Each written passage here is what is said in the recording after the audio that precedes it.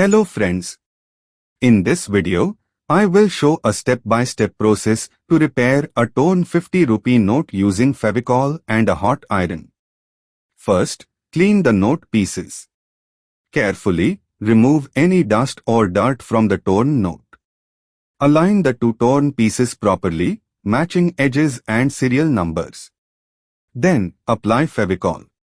Use a toothpick or brush to apply a thin layer of favicol on both edges of the torn area. Do not overuse favicol, or it will show lumps after drying. After that, join both torn edges. Carefully join the torn parts by aligning the print perfectly.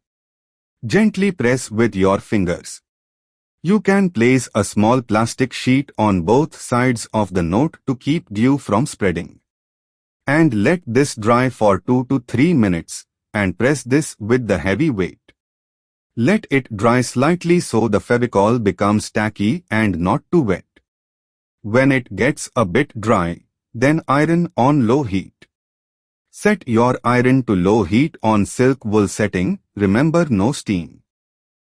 Gently press the iron for 5 to 8 seconds on top of the cloth or directly on low heat.